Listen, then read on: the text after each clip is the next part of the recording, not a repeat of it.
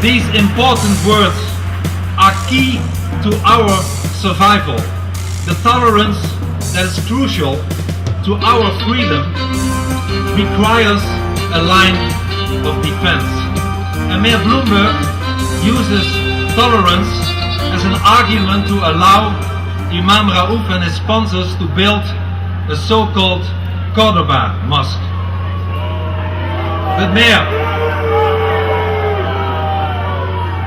But Mayor Bloomberg, your mayor, he forgets, however, that openness can never be open-ended.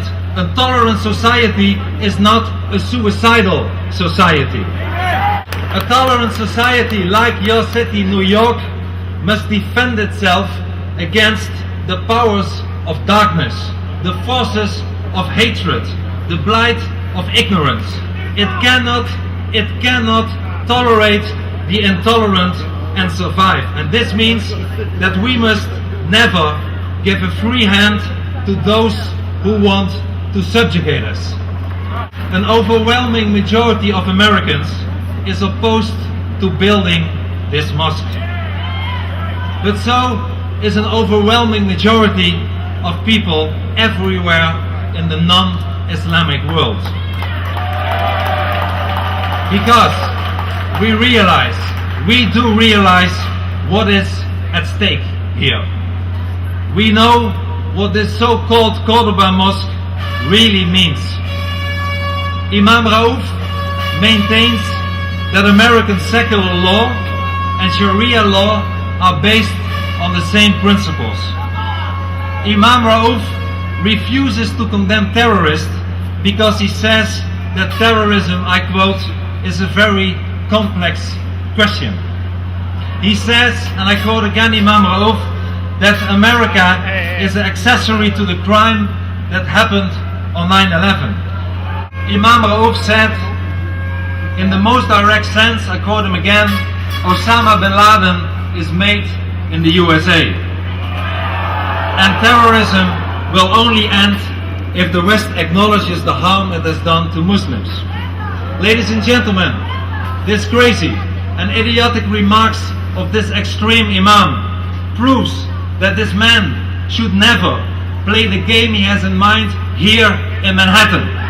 His blame the West, blame America message is an insult. Americans, and by extension, all of us, whose civilization was also attacked on 9/11/2001, are not to blame for what happened here 9 years ago. And Osama bin Laden is not made in the USA.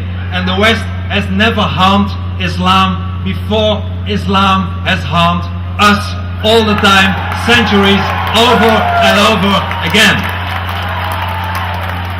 And that should stop. Most Americans do not want this so-called Cordoba mosque to be built here because they understand that it's not only a provocation, but it's also a humiliation. They understand the triumphant narrative of a mosque named after the great mosque of Cordoba, which was constructed where a Christian cathedral stood before that land was conquered by Islam. And an overwhelming majority of Americans is opposed to building an Islamic mosque close to Ground Zero. There is no lack of mosques in New York. The contrary, dozens of buildings where Muslims can pray. It's not about the lack of space for prayer. It's about the symbolic meaning, and we should not allow that to happen here. Ladies and gentlemen, ordinary Americans object to the mosque project because currently no fewer than 10 major multi-million-dollar mosque projects are being planned in the United States, as well as dozens in Europe, while not a single church is allowed in Kingdom of Saudi Arabia, while Jews are not even allowed to move their lips on prayer on the Temple Mount in Jerusalem, while the oldest Christians in the world, the Copts, are not free to renovate their churches, let alone to build one in Egypt. My friends, exactly that is why we are here today. What happens in New York must be seen in the perspective of the world.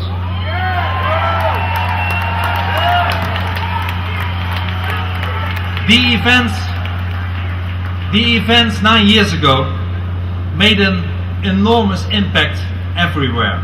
And most people of course shared your pain, but unfortunately some did not.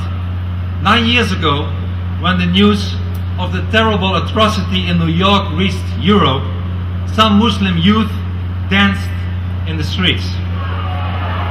In a poll in my own country, 2/3 of the Muslim immigrants in the Netherlands expressed partial or full understanding for the 9/11 terrorists. So if a mosque would be built here on ground zero, such people would feel triumphant, and we should never ever give them that feeling.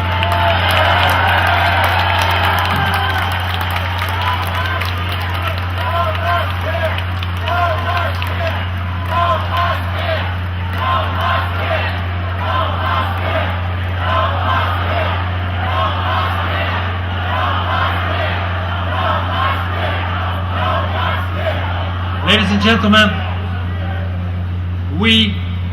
as we are standing here today, we will never betray those who died on 9/11.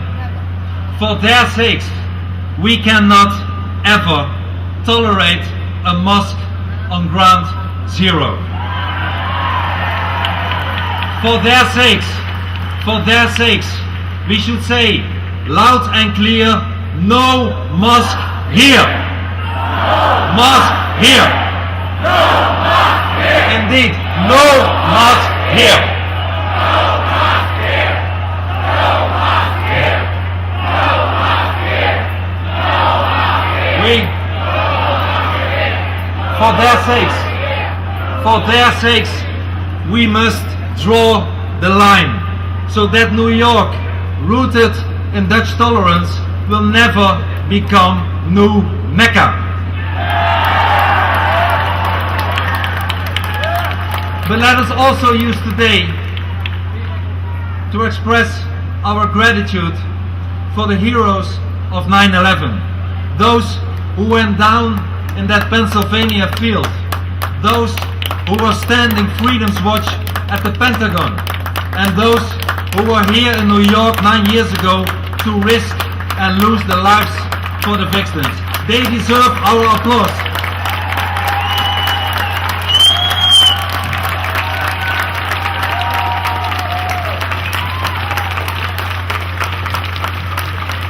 My friends, in honor of these victims, these heroes and their families, I believe that the words of Ronald Reagan, spoken in Normandy on the 40th anniversary of D-Day, resonate with new purpose on this hallowed spot. President Reagan said, and I quote, "We will always remember. We will always be proud. We will always be prepared, so we may always be free."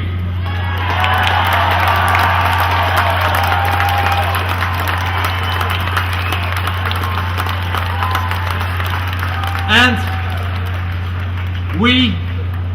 as we are standing here, we too will always remember the victims of 9/11 and their loved ones who were left behind. We too will always be proud of the heroes. We will always defend liberty, democracy, and human dignity. And that's why I end with my last sentence. In the name of freedom, no mosque here. Thank you very much. Thank you.